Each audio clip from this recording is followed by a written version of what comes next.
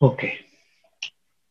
So நாம் சீஷத்துவத்தை குறித்து தொடர்ச்சியாக படித்துக் கொண்டு வர்றோம். கம்யூனிட்டி பைபிள் ஸ்டடி மூலமாக முதல் யோவான், 2வது யோவான், 3வது யோவான், யூதா, இந்த 5 புத்தகங்கள் அடங்கியதை கிறிஸ்தவ வாழ்க்கை அல்லது கிறிஸ்தவ சீஷத்துவம் என்ற தலைப்புல நம்ம படிச்சுட்டு வரோம்.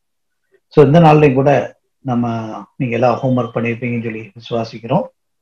கிறிஸ்தவ வாழ்க்கை தேவனுடைய சத்தியத்தை ஏற்றுக்கொள்ளுதல்ங்கிறத பத்தி பார்க்க போறோம். இந்த வாரத்துக்குரிய முக்கிய வசனம், இப்படி இருக்க பிள்ளைகள் வெளிப்படும் போது நாம் அவருக்கு முன்பாக வெட்கப்படாமல் தைரியம் உள்ளவர்களாய் இருக்கிற அவரை நிலைத்திருங்கள்.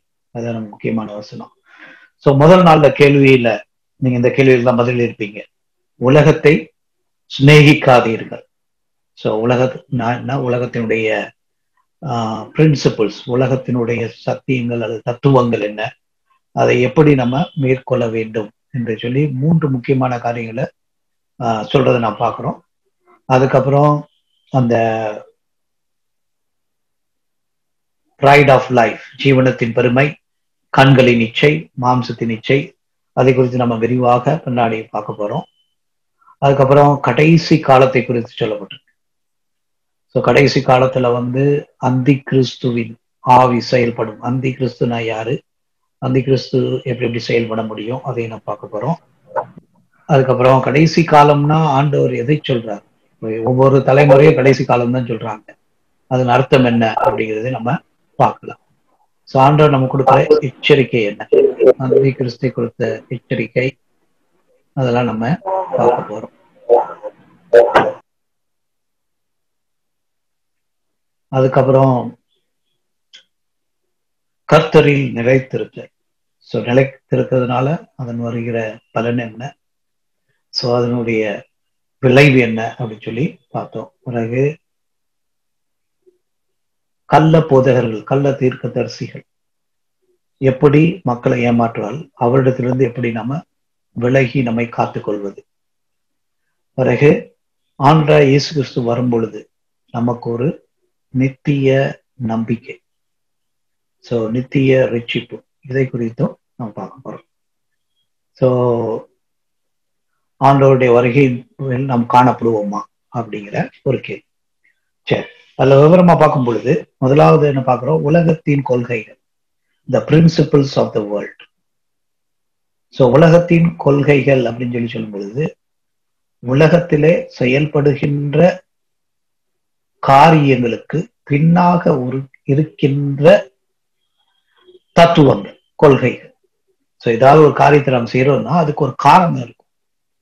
ஸோ உலகத்திலே காணப்படுகின்ற காரியங்களுக்கான கொள்கைகள் என்ன, தத்துவங்கள் என்ன, ஸோ அதை தான் யோவான், 1 யோவான்ல வாசிக்கிறோம். அதுல 3 காரியங்களை சொல்றாரு. என்ன சொல்றாரு, கண்களின் இச்சை, மாம்சத்தின் இச்சை, ஜீவனத்தின் பெருமை. கண்களின் இச்சை, மாம்சத்தின் இச்சை, ஜீவனத்தின் பெருமை. எந்த பாவமா இருந்தாலும் வேதத்தில் சொல்லப்பட்டிருக்கிற எல்லா பாவங்களையும் இந்த 3 வகையில வகைப்படுத்த முடியும். 3 கேட்டகரியில நம்ம அதை போட முடியும். ஸோ அது எந்த பாவமா இருந்தாலும் சரி. ஸோ அப்ப பாவத்தை 3 வகையாக பிரிக்கலாம்.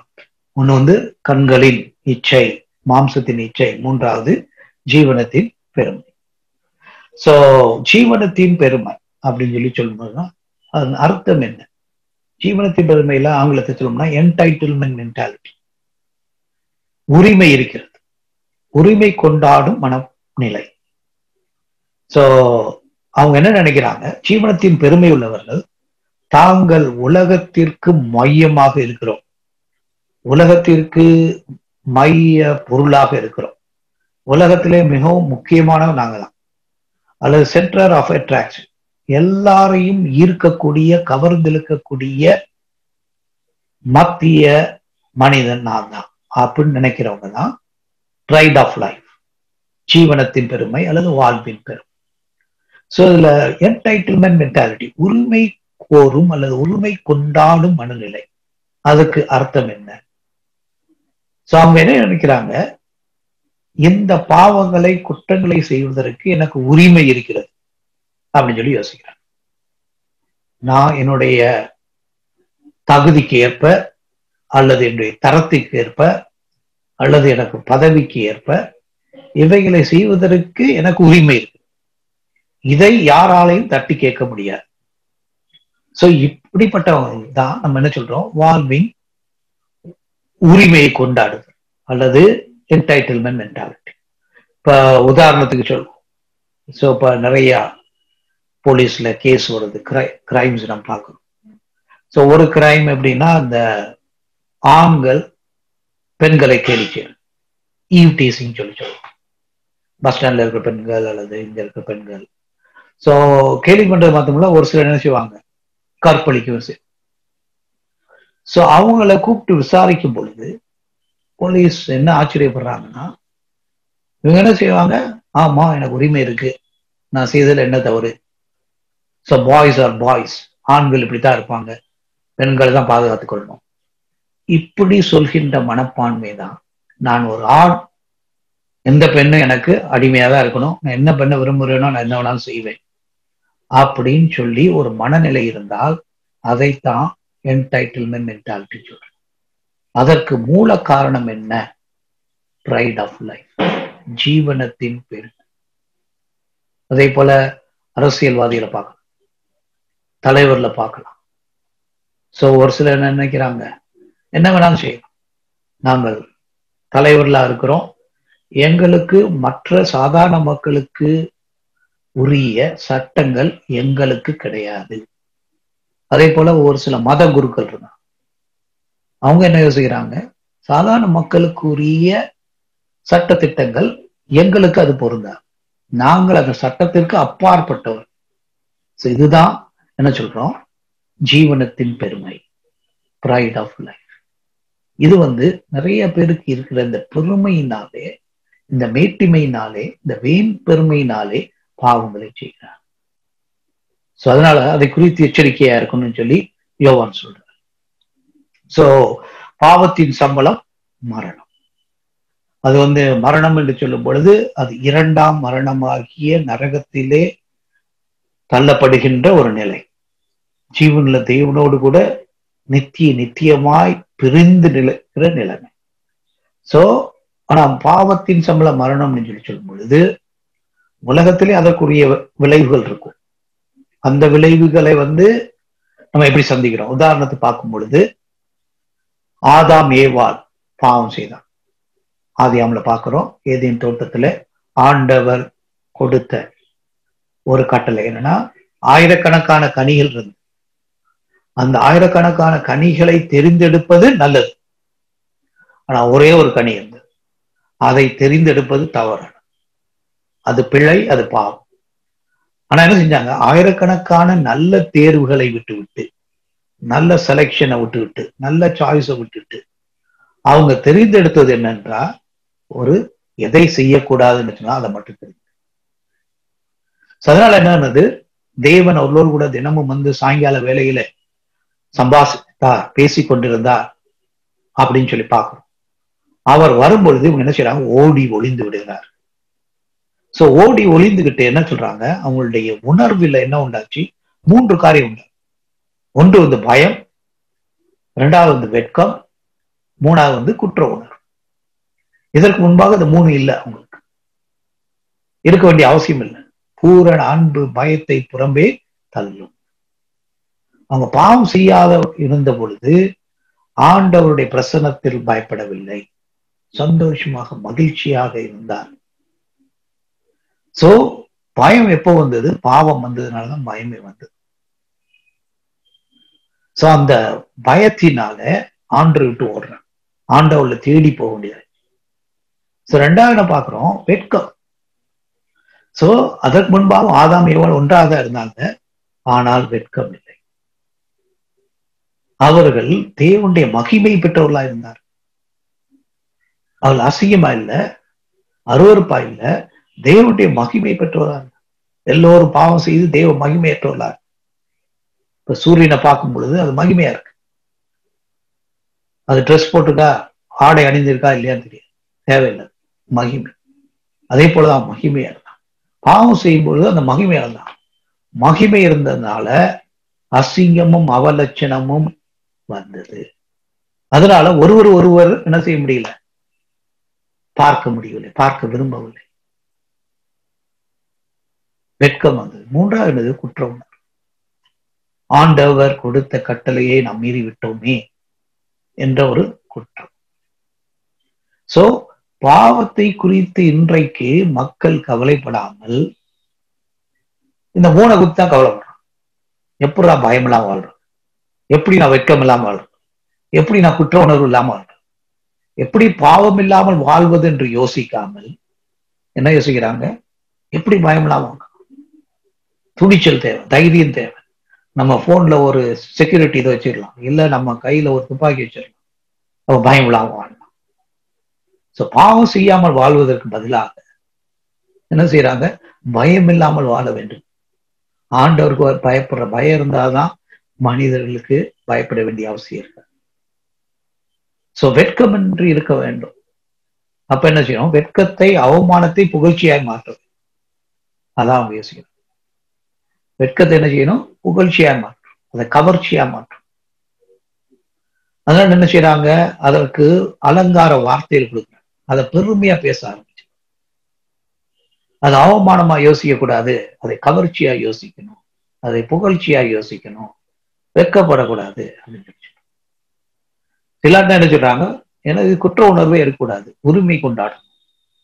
இப்ப ஆண் பால் ஆண் சேர்க்கை, பெண் பெண் சேர்க்கை, அவங்கள என்ன செய்யல, வெட்கப்படல. அது மாத்திரம் அதை கவர்ச்சியா காமிக்கிறாங்க. நிறைய திரைப்படங்கள்லாம் வர ஆரம்பிச்சிருச்சு. அவங்க என்ன சொல்றாங்க, இது எங்களுடைய உரிமை, இது எங்களுடைய உரிமை, நாங்க இப்படிதான் இருப்போம். அது மாத்திரமல்ல, இதை நாங்க பெருமையோடு இருப்போம், தெருக்கல்ல நாங்க ஊர்வலமா வருவோம். அப்ப பாவத்தை குறித்து மனம் திரும்புதல் இல்லாமல் பாவத்தின் விளைவாகிய பயம், வெட்கம், குற்ற உணர்வை என்ன செய்யறாங்க, ஒதுக்க பார்க்கறாங்க, அதை மேற்கொள்ள பார்க்கறாங்க. அதான் உலகமே அதான் பண்ணிட்டு. சோ பாவத்தில் இருந்து விடுதலை பெற வேண்டாம், மனம் திரும்ப வேண்டும், கிறிஸ்துவண்டே வர வேண்டும். சோ இதனால பெருமைனால பண்றாங்க. ரெண்டாவது என்ன பார்க்கிறோம்னா, லஸ்ட் ஆஃப் ஐஸ், கண்களை நீச்சை. அதை என்ன செய்யணும், தொட்டு பார்க்கணும், அதை அனுபவிச்சு பார்க்கணும், கண்களை நீச்சை. நிறைய பேர் டிஜிட்டல் மொபைல் போன் வச்சிருக்காங்க, ஸ்மார்ட் போன் வச்சிருக்காங்க, அவங்க கண்கள் எப்பொழுதும் அதிலே தான் இருக்கு. கண்களை நீச்சை. ஒருவேளை அந்த ஆன்லைன் மேகசின்ஸ் அல்லது டிஜிட்டல் மேகசின்ஸ் அது என்ன செய்யறாங்க, நம்ம பத்திரிகையில போடக்கூடாத காரியங்களை கூட அதுல போடுறோம். அது நம்ம கேட்காமலே வந்துட்டு இருக்கும், கேட்காமலே அது ஒரு டவுன்லோட் ஆயிடும். ஸோ போர்னோகிராஃபி அல்லது ஆபாச படங்கள் இவையெல்லாம் நம்ம ஸ்மார்ட் போனுக்குள்ள நம்ம கேட்காமலே வந்துடும். சோ கண்களின் இச்சை. இச்சை என்று சொல்லும் பொழுது ஒரு பார்வையல்ல, அந்த பார்வையில் உள்ள உள்நோக்கம். அதனாலதான் ஆண்டவர் இயேசு கிறிஸ்து என்ன சொன்னாரு, ஒருவன் ஒரு ஸ்திரீயை இச்சையோடு பார்த்தால், பார்க்கிறது தப்பு, இச்சையோடு பார்த்தால் விபச்சாரம் செய்தாய். அப்ப பார்க்கிறது பாவம் இல்லை, ஆனா எந்த நோக்கத்தோடு பார்க்கிறோம், ஆண்டவர் நோக்கங்களை நிதானித்து அறிந்து அதன்படி நியாயம் தீர்க்கிறார். நான் பார்க்க மாட்டேன் தானே செஞ்சேன் அப்படின்னு சொல்லி கோர்ட்ல சொல்லிடுறோம், ஜட்ஜ் ஒருவேளை விட்டுருவார், போலீஸ் விட்டுறலாம். ஆனா ஆண்டவர் அந்த பார்வையின் உள்நோக்கத்தை ஆராய்ந்து அறிகிறது. சோ இந்த கண்களின் இச்சை. இப்ப ஆதாம் ஏவாள் என்ன செய்யறாங்க, கண்களின் இச்சை. 1000 பழம் இருக்கு, அதெல்லாம் விட்டுட்டு ஒரு பழத்தை என்ன செய்யறாங்க, தேடி கண்டுபிடிச்சு அது ரொம்ப கவர்ச்சியா இருக்கு, அது நல்லா இருக்கு அப்படின்னு சொல்லி யோசி.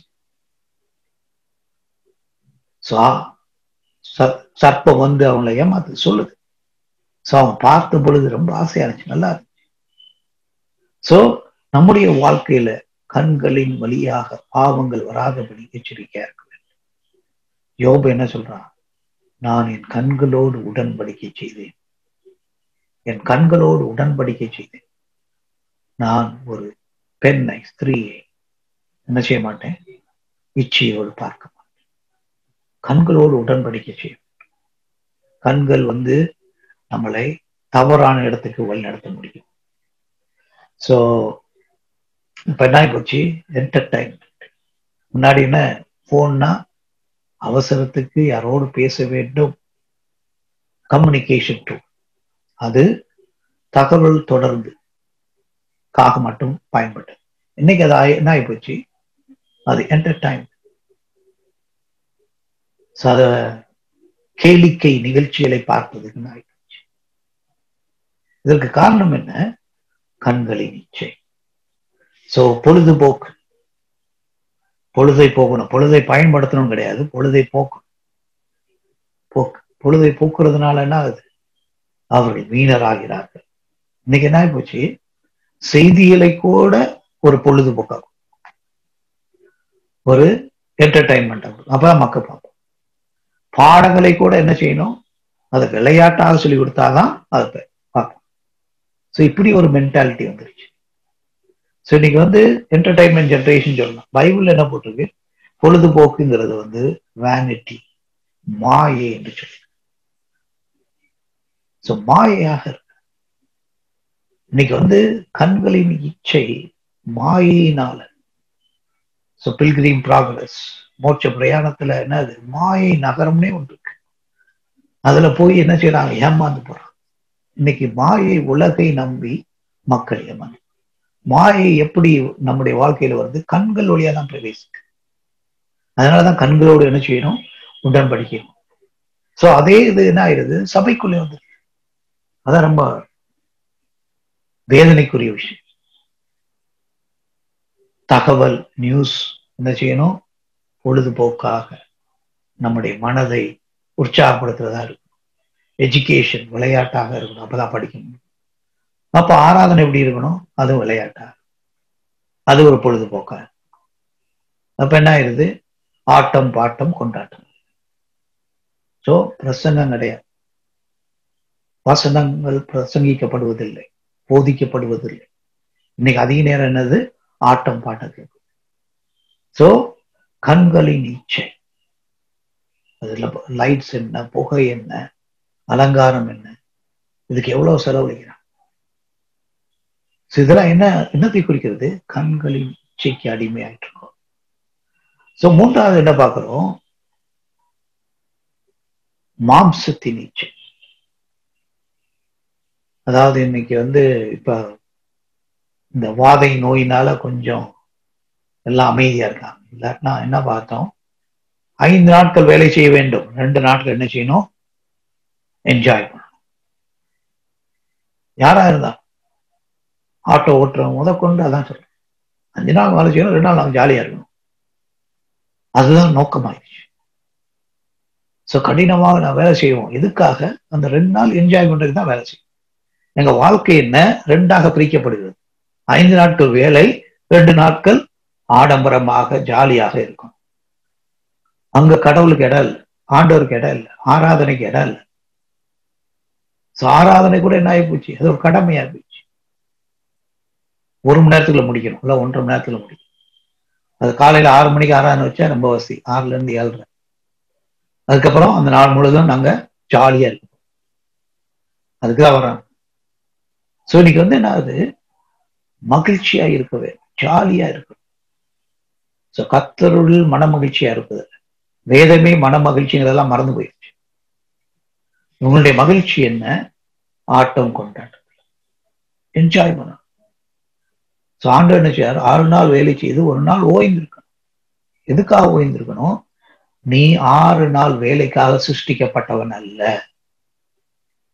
இந்த 1 நாள் ஓய்ந்திருக்கும் பொழுது நீ ஆண்டவருக்காக சிருஷ்டிக்கப்பட்டவன் என்பதை நினைவுகூர். நீ சிருஷ்டிக்கப்பட்டது வேலைக்காக இல்ல, ஆட்டம் பாட்டத்துக்காக இல்ல, கொண்டாட்டத்துக்காக இல்ல, நீ எனக்காக சிருஷ்டிக்கப்பட்டவன் என்பதை உணர முடியாததான் அந்த ஓய்வு நாள். அந்த ஓய்வு நாள் என்ன பண்ண போறாங்க, ஆட்டம் போட போறாங்க. சோ அந்த ஓய்வு நாள் எதற்காக, ஆண்டவரை நோக்கி பார்ப்பதற்கு, அவர் கற்றுக் கொடுத்த வசனங்கள் போதனைகளை நினைத்து பார்க்க. அதை விட்டு என்ன செய்யறாங்க, என்ஜாய்மெண்ட். இன்னைக்கு என்ன இது, ரியாலிட்டி ஷோ, ரியாலிட்டி செக் கிடையாது. நம்மை குறித்து நாம் ஆராய்ந்து பார்க்காமல் என்ன பண்றோம், ரியாலிட்டி ஷோ பார்க்க போறோம். அதான் நீங்க நடந்துட்டு டெலிவிஷன்ல என்ன வருது, ரியாலிட்டி ஷோ. அப்படியே நடக்கிறத லைவா காமிக்கிறாங்க. அதான் ரியாலிட்டி ஷோ. ஆண்டு என்ன சொன்னா, ரியாலிட்டி செக். உன்னை நீயே ஆராய்ந்து பார். உன்னை ஞானுடைய சித்தத்தை செய்தியா, ஆண்டவர் பிரியமானவரா இருக்கிறியா, உன்னுடைய நோக்கங்கள் விருப்பங்கள் எல்லாம் ஆண்டவருக்கு பிரியமா இருக்குதா அப்படின்னு ஆராய்ந்து பார்ப்பதற்காக ஆராதனையில வா அப்படின்னு சொன்னா என்ன செய்யணும், டெலிவிஷன்ல போய் ரியாலிட்டி ஷோ பார்க்க, ஹாப்பி சண்டே பார்க்க. இதுதான் நடந்தது. கொண்டாட்டம், என்ஜாய்மெண்ட், சரீரத்துக்கு இச்சைகளுக்கு உரிய கொண்டாட்டம். சோ மாம்சத்தின் இச்சை என்னது, நீ நிறைய விபச்சார உறவு, ஒரு இரவு உறவு. இன்றைக்கு முன்னாடி ரெட் லைட் ஏரியா எங்கேயோ இருக்கும், இப்ப அதெல்லாம் கிடையாது, எல்லா இடத்துலயும். ஒரு கணக்கு பார்த்த ஒரு சில அப்பார்ட்மெண்ட்ஸ் கிட்டத்தட்ட 30-40% வீடுகளிலே விபச்சார பாவம் காணப்படுகிறது. 10 பேர் இருந்தாங்கன்னா அதுல 3-4 பேர் விபச்சாரத்துல ஏதோ ஒரு வகையில செய்து விட்டார்கள், செய்து கொண்டிருக்கிறார். அதாங்க முன்னாடி 100ல ஒருத்தங்க இருந்தாங்க, இன்னைக்கு 100ல 30 பேர் 40 பேர். ஆபாசம் படங்கள் பார்க்கணும், சேர்ந்து வாழ்வு, திருமணம் ஆகாமலே சேர்ந்து வாழ், இதெல்லாம் ரொம்ப காமன் ஆயிட்டு. கண்களின் இச்சை, மாம்சத்தின் இச்சை, ஜீவனத்தின் பெரும். இந்த 3 குறித்து நான் எச்சரிக்கையா இருக்குன்னு சொல்லி ஆண்டவர் சொல்றார். பாவம் என்ன என்பதை இங்கு விரிவாக விளக்கமாக யோவான் சொல்றது நம்ம. அது மாத்திரம் இல்ல, கடைசி காலம். கடைசி காலத்துல பலவிதமான காரியங்கள் நடைபெறும் சொல்லி பவுல் சொல்றாரு, பேதுரு சொல்றாரு, யோவான் சொல்றாரு. கடைசி காலம் என்று சொல்லும் பொழுது ஒவ்வொரு தலைமையில அதான் சொல்றாங்க, இதுதான் கடைசி காலம் அப்படின்னு. அதற்கு காரணம் என்ன? ஆண்டவர் ஒன்று இரக்கமுள்ளவராயிருக்கு, எல்லா மனிதர்கள் ரட்சிக்கப்படும்படியாக பொறுமையுள்ள, நீடிய பொறுமையுள்ளவராக. அதனால என்ன ஆகுது, காலங்கள் கூட்டி கொடுக்கப்படுகிறது. இன்னொரு பக்கம் என்ன சொல்றாரு, ஒரு நாள் 1000 வருடங்களுக்கு சமம். ஆண்டவருக்கு ஒரு நாள்ங்கிறது 1000 வருடம், 1000 வருடங்கிறது ஒரு நாள், அந்த மாதிரி. நமக்கு என்ன ஆகுது, 1000 வருடங்கிறது 1000 வருடம், ஆனா ஆண்டவருக்கு 1000 வருடங்கிறது ஒரு நாளை. அதனால கடைசி நேரம், கடைசி மணி நேரம் அல்லது கடைசி காலம் என்று சொல்லி சொல்லும் பொழுது அது எந்த காலமாகவும் இருக்கலாம். நம்முடைய காலம் அது விசேஷமா இருக்கு. அது என்ன போட்டிருக்கு, கேலி செய்பவர்கள், பரியாசம் பண்ணுவர்கள் வருவார். ஏன்? அவங்க இச்சைப்படி வாழ்வதற்காக பரியாசம் செய்யறாங்க. அவங்க என்ன சொல்றாங்க, தேவனுடைய வருகையை பற்றி சொன்னா நீங்க தான் வருஷ காலமா சொல்லிட்டே இருக்கீங்களே, அவர் எங்க வர போற. அதான் கேலி. ஏன் கேலி பண்றாங்க? ஆண்டவர் வருவதற்கு தாமதமாகும். அது வரைக்கும் நம்ம என்ன செய்யலாம், நம்ம பாவத்தின் கிரியைகளை, சுய இச்சைகளின் கிரியைகளை தொடர்ந்து செய்து கொண்டே இருக்கலாம். அப்படி மனப்பான்மை உள்ள மக்கள் தான் இன்னைக்கு அதிகமாக இருக்கிறாங்க. அதோடு கூட யோவான் என்ன சொல்றாரு, அந்தி கிறிஸ்துவ பத்தி சொல்ற. கடைசி காலங்கள்ல என்ன செய்யலாம், அந்தி கிறிஸ்து. அந்தி கிறிஸ்து ஒரு அந்தி கிறிஸ்துவா, பல அந்தி கிறிஸ்துவ. ஒரு சிலர் என்ன யோசிக்கிறாங்க, ஒரே ஒரு அந்தி கிறிஸ்து. ஆனா இந்த வசனத்தை நான் பார்க்கும் பொழுது அநேக அந்தி கிறிஸ்து. அந்தி கிறிஸ்துவர் என்று சொல்றது கிறிஸ்துவுக்கு விரோதமாக இந்த பாவம், அதாவது கண்களின் இச்சை, மாம்சத்தின் இச்சை, ஜீவனத்தின் பெருமையை ஒருங்க கொண்டு ஒரு ஆண்டவரை எதிர்த்து பேசுகின்ற தைரியம் கொள்கின்ற ஒரு கூட்டம். இன்னொன்று என்ன செய்யறது, ஆன்டி கிரைஸ்ட் சொல்லி சொல்லும் பொழுது நானே கிறிஸ்து என்று சொல்லுகின்ற ஒரு கூட்டம். இன்னைக்கு நிறைய பேர் அப்படி இருக்கிறாங்க. கொரியால இருந்து நிறைய பிரசங்கிமார் வர்றாங்க. ஒருத்தர் இந்தியாவுக்கு வந்தார். அவர் என்ன சொன்னாரு, அவர் சோம்லாம் இருந்தார், ஹாஸ்பிட்டல் இருந்தார். அப்போ அவரு நிலைமை ரொம்ப மோசமானதுனால அவருக்கு ரத்தம் உடல்ல செலுத்த வேண்டியதாயிடுச்சு. ரத்தம் உடல்ல செலுத்தணும்னா அவர் என்ன சொல்றாரு, அப்போ அவருக்கு தரிசனம் கண்டார். அந்த தரிசனம் என்னன்னா, அவருக்கு செலுத்தப்பட்ட ரத்தம் இயேசு கிறிஸ்துவின் ரத்தம், மனிதனுடைய ரத்தம் அல்ல, அல்லது பிளட் பேங்க்ல இருந்து கொடுத்த ரத்தம் இல்ல. அவர் கண்ட தரிசனத்துல இயேசு கிறிஸ்து கல்வாரி சிலுவையில சிந்தின அந்த ரத்தமே இவருக்கு என்ன கொடுக்கப்படுச்சா, இவருக்கு ஏற்றப்பட்ட. சோ உடனே இவர் என்ன சொல்லிட்டாரு, நான் தான் கிறிஸ்து. ஏன்னா என் சர்வத்துல ஒரு ரத்தம் என்னது, இயேசு கிறிஸ்துவின் ரத்தம் அப்படின்னு சொல்லி உலகமெல்லாம் போய் மீட்டிங் நடத்துறாரு. என்ன மீட்டிங் நடத்துறாரு இவர்? யாரா? கிறிஸ்து. சோ இந்த மாதிரி பலர், இவங்கதான் அந்தி கிறிஸ்து. அந்தி கிறிஸ்து இன்னொரு இடத்துல இருக்கு, அந்தி கிறிஸ்துவின் ஆவியை உடையவர். அந்தி கிறிஸ்து, நான் பரிசுத்த ஆவியை பத்தி பேசுறோம், அவங்களுக்கு என்ன, அந்தி கிறிஸ்துவின் ஆவியை உடையவர். அதனாலதான் கள்ள தீர்க்க தரிசனம், கள்ள போதனை.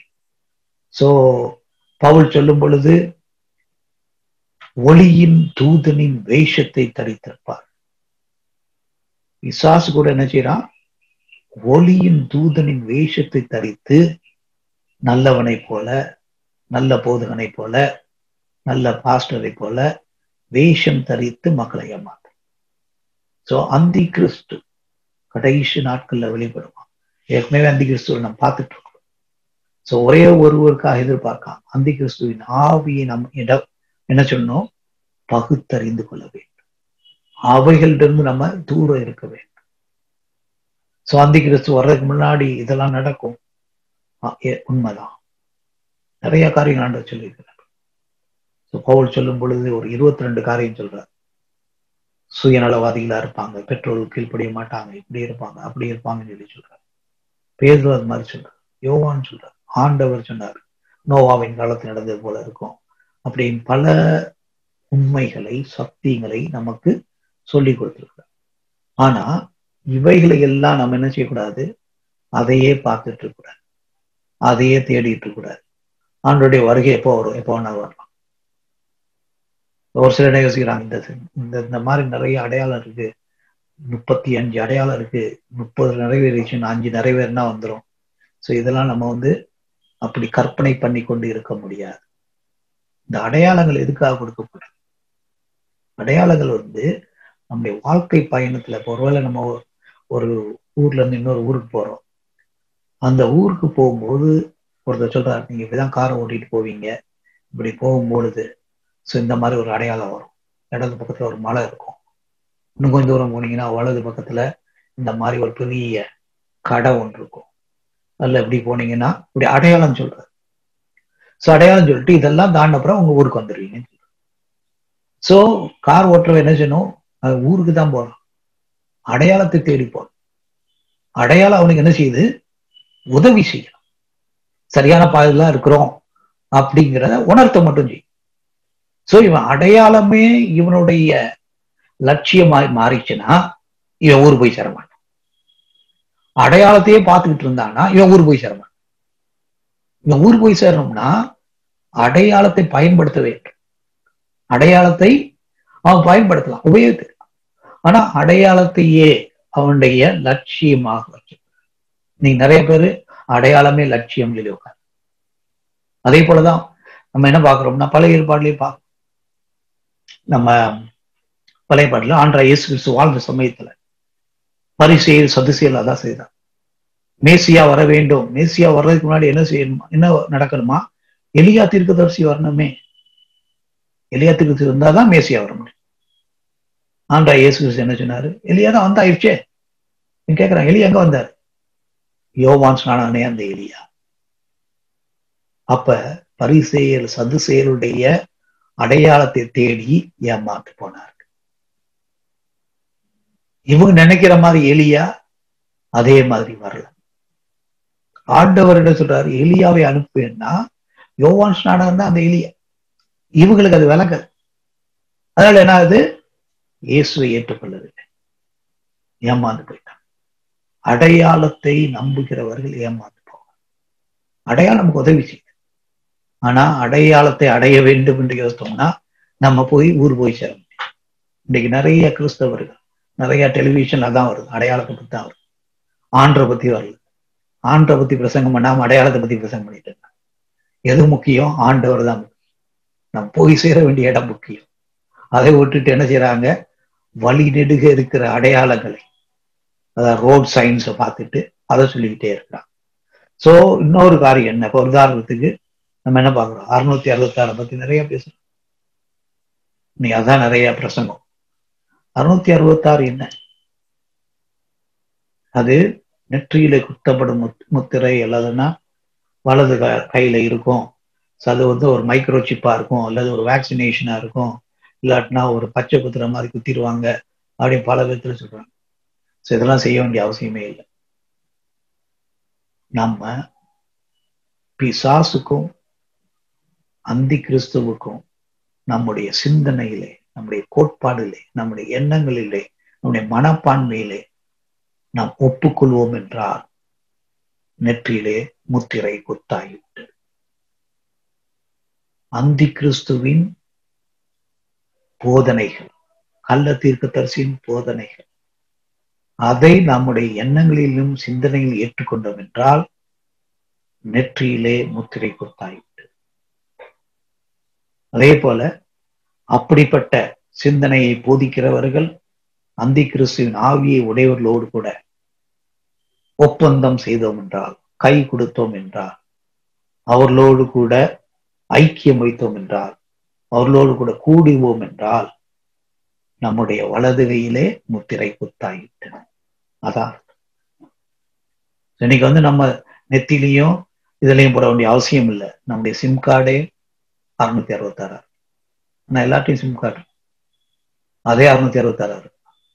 சோ அதனால இந்த அடையாளங்களை தேடி அலையாம் ஆண்டவரை தேட வேண்டும். ஆண்டவருடைய வருகை இன்றைக்கு இருக்கும்னா நான் ஆயத்தமா. அதான் முக்கியமே ஒழிய பரிசுத்த வாழ்க்கை. இன்றைக்கு ஆண்டு வந்தால் நான் ஆயத்தமா இருக்கும். அதை விட்டுட்டு அடையாளத்தை தேடி அலைந்து நம்முடைய வாழ்க்கையை வீணடிக்க கூடாது.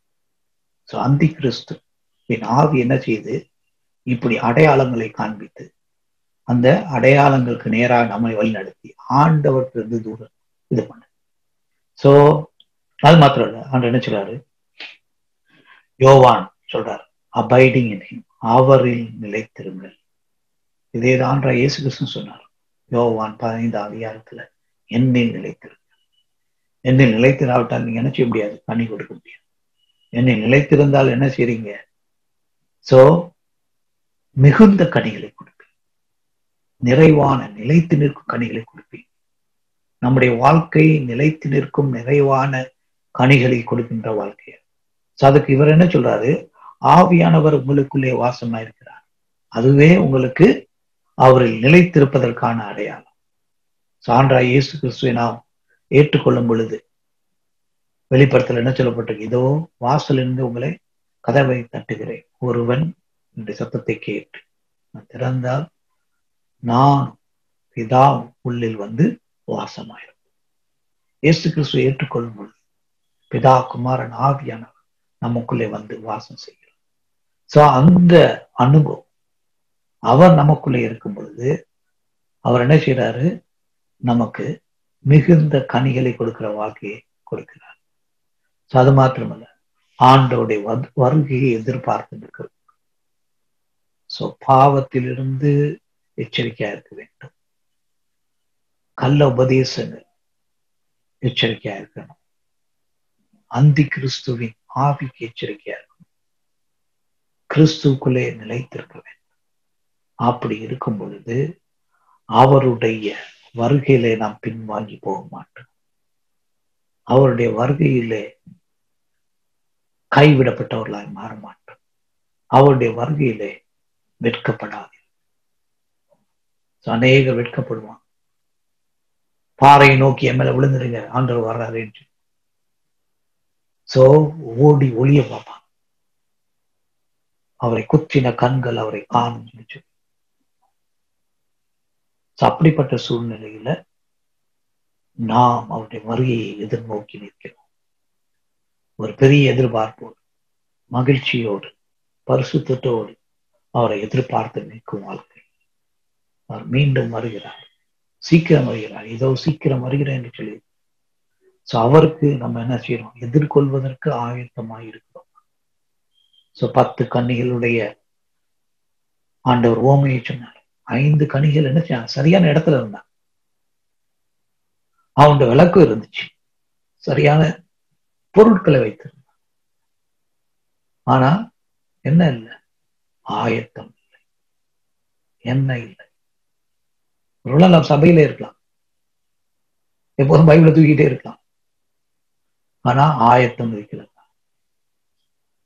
சோ சரியான இடத்துல இருக்கிற மற்றும் போல சரியான நிலையில இருக்க வேண்டும். சரியான நிலையில இருக்க வேண்டும் என்றால் ஆயத்தத்தோடு இருக்க வேண்டும். சோ நம்முடைய ஆண்டோடைய வசனம் நம்மளை ஆயத்தம், ஆவியானவர் நம்மை ஆயத்தப்படுத்த. இதை மறந்து போயிடக்கூடாது. வசனமும் ஆவியானவரும் தான் நம்மளை ஆயத்தப்படுத்த முடியும். சோ அதை விட்டுட்டு நம்ம என்ன செய்யறோம்?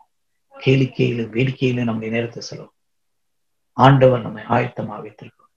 அவரை எதிர்கொண்டு செல்ல, அவரை காண நாம் ஆயத்தமா இருக்கோம். அநேகர் என்ன செய்யறாங்க? அவங்களால காண முடியல. அவங்க அந்த இடம் சொல்லுவாராம், இவர்களை அறியேன் என்று சொல்லுவார், கைவிடப்படுவார்.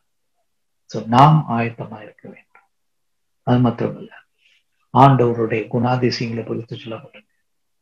இங்க சொல்லப்பட்டிருக்கு, ஆண்டவர் நீதி உள்ள தேவன். ஆண்டவருடைய குணாதிசயங்களை அறிவது நம்முடைய பொறுப்பு.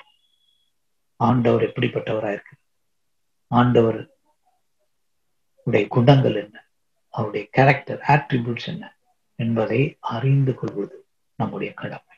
அவருடைய பண்பு என்ன? ஆண்டவர் அன்புள்ளவர், ஆண்டவர் நீதியுள்ளவர், ஆண்டவர் இரக்கமுள்ளவர், மனதிற்கமுள்ளவர், ஆண்டவர் சகாயம் செய்கிறவர், ஆண்டவர் ஜெபங்களை கேட்கிறவர், ஆண்டவர் விடுவிக்கிறவர். இப்படி பல குணங்களை நாம் பார்க்கிறோம். சங்கீதத்துல பார்க்கும்போது ஒவ்வொரு குணமாய் வர்ணிக்கப்பட்டதை நாம் பார்க்கிறோம். இவைகள் எல்லாம் நம்முடைய அனுபவமாய் மாற வேண்டும். இந்த குணங்கள் எல்லாம் நம்முடைய அனுபவமாய் மாறும். அப்பதான் நாம் முழுமை அடைய முடியும். ஆண்டவர் நல்லவர், அதை என்ன செய்யணும்? நம்ம அனுபவிக்கணும்.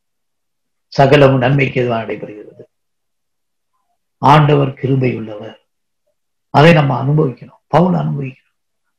என்னுடைய பெல்ல விடத்தில் அவர் கிருபை பூர்ணமா, பெல்லன் பூர்ணமாய் என் கிருபை எனக்கு போகுதுன்னு சொல்ற. அப்ப கிருபையை நம்ம அனுபவிக்கணும். அறிந்திருந்தால் மாத்திரம் போல அனுபவிக்கணும். அவர் அன்பு உள்ளவர், அவர் கிருபை உள்ளவர், அவர் இரக்கம் உள்ளவர், அவர் நீதி உள்ளவர், நீதியை சரி கட்டுகிறவர், அவர் நம்மை காக்கிறவர், பாதுகாக்கிறவர், ஜெயத்தை தருகிறவர். சோ இப்படி பல காரியங்கள் பேச சொல்லலாம். இந்த பண்புகள் ஒவ்வொன்றாக நாம் கற்றுக்கொள்ளணும். அது மாத்திரமல்ல, அதை நாம் அனுபவிக்கணும். இதுக்காக ஆண்டவர் நம்ம வேதத்தை படிக்கணும்னு சொல்றாங்க. இந்த இதுல என்ன பார்க்கிறோம்? ஆண்டவர் நீதி உள்ளதே, நீதி உள்ளதே. சோ அந்த நீதியை குறித்து நம்ம 1 யோவான்ல பல முறை பார்க்கிறோம். அவர் என்ன சொல்றார்? நம்ம பாவங்களை மன்னிப்பதற்கு உண்மையும் நீதியும் உள்ளவராக இருக்கிறார். சோ அவர் பாவனை மன்னிப்பதற்கு அன்புள்ளவராக இருக்கிறான்னு சொல்லப்படும்.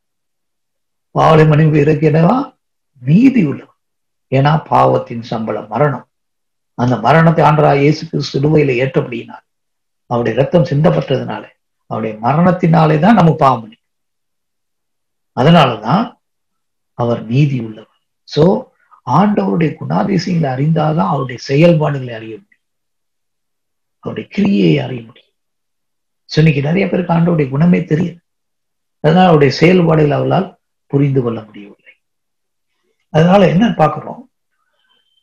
உலகத்தின் கொள்கைகள், உலகத்தின் சித்தாந்தங்கள், அந்தி கிறிஸ்து, இந்த 2 இருந்தும் தப்பி ஓட வேண்டும். அதான் யோவான் சொல்ற. நம்ம எப்படி கண்களின் இச்சை, மாம்சத்தின் இச்சை, ஜீவனத்தின் பெருமை, இவைகளிலிருந்து நம்ம என்ன செய்யணும்? தப்பி ஓடணும். அதோடு கூட கள்ள உபதேசங்கள், அந்தி கிறிஸ்துவின் ஆவிகள், அந்தி கிறிஸ்துவின் போதனைகள், இவைகளிலிருந்து என்ன செய்யணும்? தப்பித்து ஓட வேண்டும். அதே சமயத்துல அவரில் நிலைத்திருக்க வேண்டும். எப்படி அவரில் நிலைத்திருக்க முடியும்? அவருடைய பண்புகள், அவருடைய குணங்கள், அவருடைய கேரக்டர் தெளிவாய் தெரிந்தால் அவரில் நிலைத்திருக்க முடியும். நிலைத்திருந்தா மாத்திரம் போல அவருடைய வருகையை எதிர்கொண்டு நிலைத்திருக்க வேண்டும். பாவம் மற்றும் அந்தி கிறிஸ்துவுக்கு விலகி ஓடுங்கள். கிறிஸ்துவில் நிலைத்திருங்கள். அவருடைய வருகைக்காக காத்திருங்கள். இதுதான் ஆண்டவர் நம்மிடத்திலிருந்து எதிர்பார்க்கலாம். இந்த காரியங்களை கவனமாய் நாம் பற்றி கொள்ள வேண்டும்.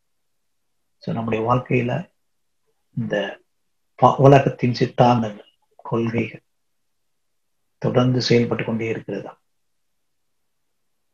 எச்சரிக்கை. அந்தி கிறிஸ்துவின் ஆவி அடையாளங்களை தேடி அலைகின்ற அறியாமை, இவையிலிருந்து நம்ம என்ன செய்யணும்? விடுதலை. கிறிஸ்துவுக்குள் நிலைத்திருக்கிறோமா? அவருடைய ஆவியானவர் நமக்குள் நிலைத்திருக்கிறாரா? அவருடைய வசனத்தில் நிலைத்திருக்கிறோமா? அவருடைய வருகைக்காக ஆவலோடு காத்திருக்கிறோமா? பரிசுத்தத்தோடு காத்திருக்கிறோமா? ஆயத்தத்தோடு காத்திருக்கிறோமா? அந்த கேள்வி. இந்த கேள்வியோடு நாம் இன்றைக்கு இந்த பாடத்தோட முடிப்போம். கண்களை மூடி நாம் ஜெபம் செய்வோம். அன்புள்ள பிதாவை நன்றியோடு ஸ்தோத்திரிக்கிறோம். உடைய வார்த்தையை கேட்க எங்களுக்கு உதவி செய்தி. ஆண்டவரே, கண்களின் இச்சை, மாம்சத்தின் இச்சை, ஜீவனத்தின் பெருமை, இதில் எதுவும் எங்களுடைய வாழ்க்கையில் பிரவேசிக்காதபடி நாங்கள் எச்சரிக்கையாய் கவனமாய் இருக்க எங்களுக்கு உதவி செய்யும். அந்தி கிறிஸ்துவின் ஆவி செயல்பட்டுக் கொண்டு சபைகளுக்குள்ள செயல்பட்டுக் கொண்டு கள்ள போதகர்கள், கள்ள பிரசங்கிமார்கள், கள்ள தீர்க்கதரிசிகள், கள்ள உபதேசங்கள் என்று பரவி வந்து அதை குறித்து நாங்கள் எச்சரிக்கையா இருக்க எங்களுக்கு உதவி செய்யும். அது மாத்திரமல்ல, உம்முடைய குணத்தை, உம்முடைய பண்பை, உம்முடைய ஆண்டவரை கேரக்டரை புரிந்து அறிந்து உம்மை நிலைத்திருக்க எங்களுக்கு உதவி செய்யும். அது மாத்திரமல்ல, உடைய வருகைக்கு என்று எப்பொழுது நாங்கள் காத்திருக்க எங்களுக்கு நீ சகாயம் செய்ய வேண்டும் என்று ஜெபிக்கிறோம். ஆயத்தத்தோடு, பரிசுத்தத்தோடு, உண்மையோடு, ஒரு எதிர்பார்ப்போடு, ஆவலோடு, வாஞ்சியோடு உடைய வருகைக்காக தினமும் காத்திருக்க எங்களுக்கு உதவி செய்ய வேண்டும் என்று ஜெபிக்கிறோம். தொடர்ந்து உடைய கிருபையினால் பராமரிப்பினால் மூடி மறைத்துக்கும் இயேசுவின் நாமத்தை கேட்கிறோம். ஆமென்.